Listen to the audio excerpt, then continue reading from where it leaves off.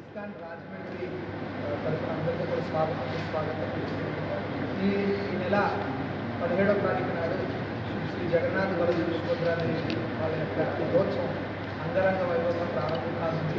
ప్రతి సంవత్సరం కూడా ఇస్కాన్ రాజమండ్రి తరఫున మన రథయాత్ర అద్వితీయంగా చాలా జనరంజకంగా అదే సమయంలో అతి వైభవంగా మనం ఇక్కడ సెలబ్రేట్ చేసుకుంటున్నాము ఈ రథయాత్రని.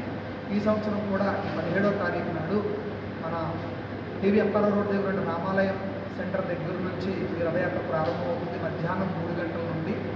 అక్కడ నుంచి రథయాత్ర జనరంజకంగా మేళతాళాలతోటి అదే సమయంలో అనేక రకాల నృత్య ప్రదర్శనలతోటి ఈ రథయాత్ర ప్రారంభమయ్యి అక్కడ నుంచి అది నందంగడ్ర సెంటర్ మీదుగా దేవీ చౌక్, కందకం రోడ్డు, మెయిన్ రోడ్డు మీద నుంచి అది కోటిపల్లి బస్టాండ్ చేరుకుని అక్కడ నుంచి మహాకాళేశ్వర మందిర్ ఇస్కాన్ మందిర ప్రాంగణం వరకు రథయాత్ర సాగుతుంది.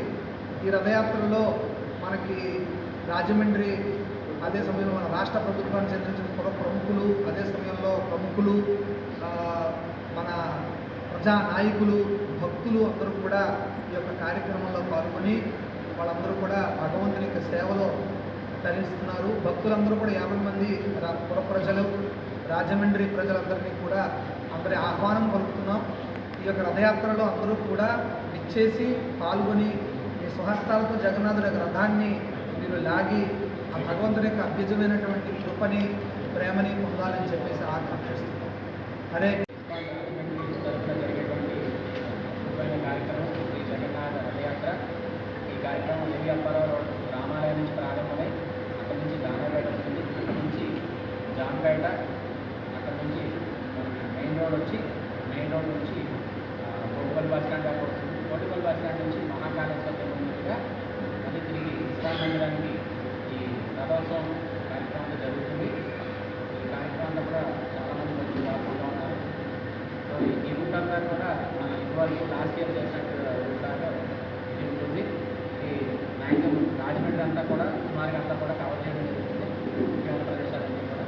సో అలాగే ఈ రథయాత్ర కార్యక్రమం అంతా కూడా ఎంతోమంది భక్తులు సంకీర్తన చేస్తూ నృత్య ప్రదర్శనతో ఈ కార్యక్రమం అంతా కూడా కొనసాగుతూ చాలా ఆహ్లాదకరంగా భక్తులందరూ ఎంతో ఉత్సాహంగా పాల్గొన్నది. హరే హరే కృష్ణ. శ్రీ జగన్నాథుని యొక్క రథయాత్ర చాలా పురాతనమైనటువంటి శ్రీ చైతన్య మహాప్రభు కూడా ఈ యొక్క రథయాత్ర ఉత్సవాలని చాలా అద్భుతంగా ప్రభుత్వంతో కలిసి చేసేవారు. 1400 సో పురాతనమైనటువంటి రథయాత్ర యొక్క వెనక ఒక విశిష్టత ఉంది.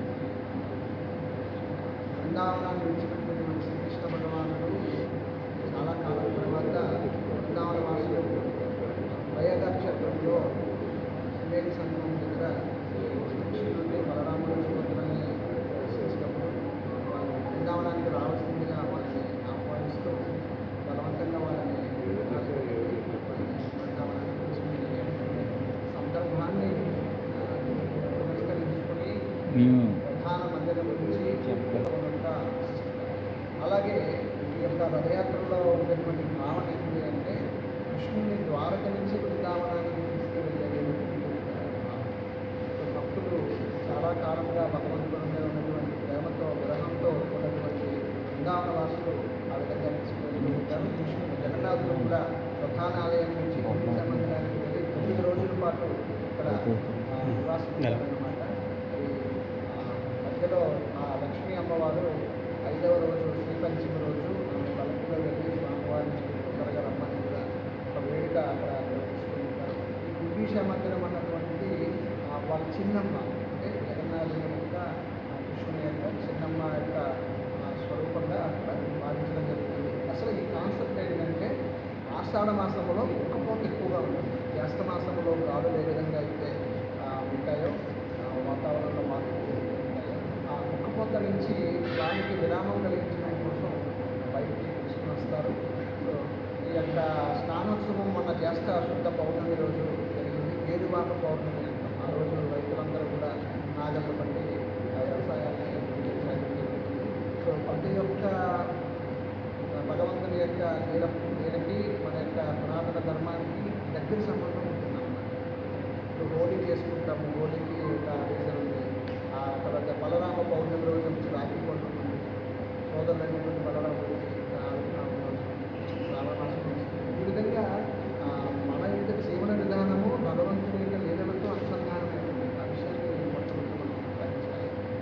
సో అందువల్ల జగన్నాథ రథోత్సవం అనేటువంటి అంగరంగ వైభవంగా రాజమండ్రి ఇస్కాన్లో మేమందరం నిర్వహించాలని సంకల్పం చేయడం జరిగింది. సో పుర ప్రజలందరూ కూడా పెద్దలు అందరూ కూడా తప్పకుండా వచ్చి జగన్నాథుని యొక్క రథాన్ని రథం మీద దర్శించి రథం మీద జగన్నాథుని దర్శిస్తే పునర్జన్మ ఉంటుందండి. దర్శించి రథాన్ని లాగి ఆ కృష్ణ ప్రేమను పొందవలసిందిగా కూడా ఆహ్వానిస్తున్నాం.